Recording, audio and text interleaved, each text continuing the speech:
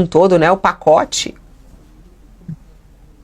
É impressionante mesmo, 271 mil por mês para a família toda, impressiona, né? Eu costumo dizer, Fabíola, que o custo da família Bolsonaro é a prova do patriotismo do próprio Bolsonaro. O Bolsonaro ama tanto a pátria que ele se casou com a República e foi morar com a família, com a mulher e os filhos, dentro do déficit público. E não é de hoje isso, eles estão morando lá faz muito tempo que o país paga para o Bolsonaro e os filhos, né? E no caso do Bolsonaro, ele vive às custas do contribuinte desde 1973. 1973, que foi quando ele entrou para o Exército, ali como soldado, depois fez as estripulias dele e foi expurgado do Exército, né? Saiu ali pela porta lateral, num arranjo que foi feito no Superior Tribunal Militar, depois que se descobriu que o Bolsonaro tramava explodir até uma adutora no Rio de Janeiro, Guandu. Havia croquis, aí fizeram perícia dos croquis, havia pareceres corroborando a autoria dos croquis e providenciou-se um outro parecer que colocava em dúvida, mas ninguém tinha dúvida do caráter encrenqueiro do Bolsonaro, que fazia campanha salarial dentro do quartel. Ele virou um líder sindical dentro do quartel e foi expurgado, não é?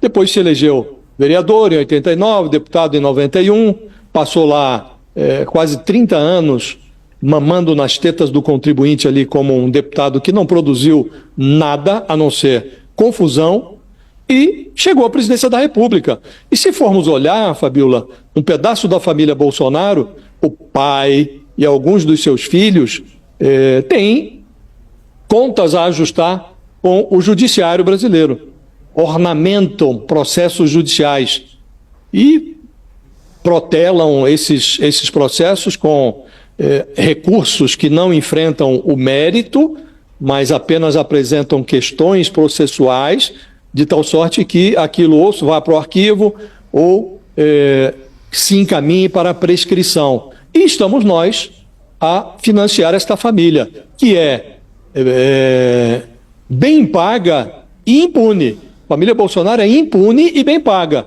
Agora estamos aí assistindo ao Bolsonaro. O Bolsonaro hoje devia estar no banco dos réus e não no palanque.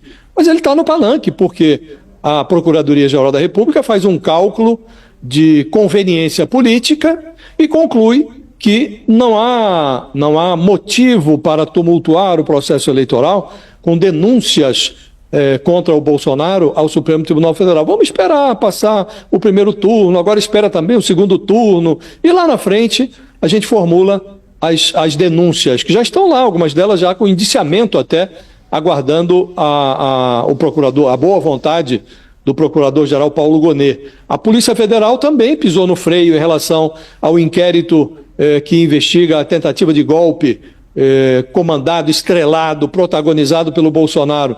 Não, vamos esperar para depois da eleição. Esse processo está praticamente pronto, está ali na bica de chegar também a Procuradoria. Parece que eles pisaram no freio para não constranger ainda mais o Paulo Gonet, que teria que dar novas explicações. Por que não denuncia? Não, vamos esperar o fim das eleições. Então isso também é vergonhoso, tão vergonhoso quanto essa remuneração a uma família tão precária, que o contribuinte tenha que sustentar esta família com fundo eleitoral, com salários de legislativos. Agora se elegeu lá mais um zero à esquerda da família Bolsonaro, é o 04 da família Bolsonaro, que é o Jair Renan, sem uma palavra, foi proibido de falar, e o eleitor credenciou esta ilegitimidade com um mandato de vereador. Então, mais triste do que os 271 mil por mês que o contribuinte paga para financiar uma família tão precária, Fabíola, que nunca produziu um palito de fósforo no país,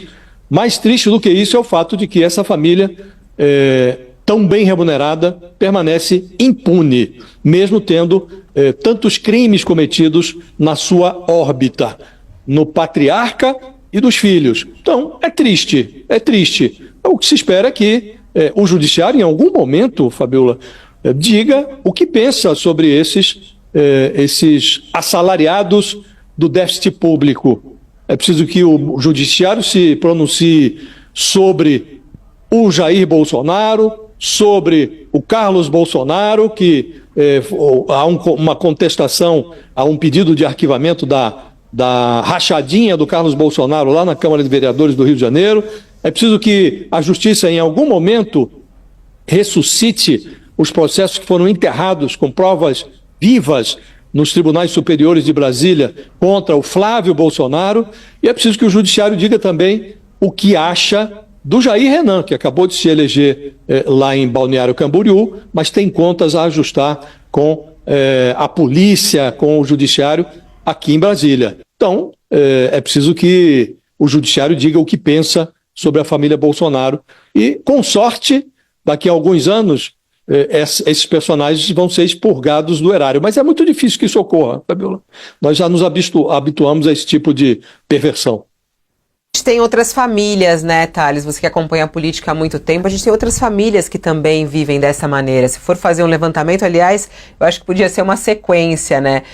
Quais são outras famílias? Aí o pessoal tá até falando aqui, a família do Renan Calheiros, por exemplo, a família de Arthur Lira.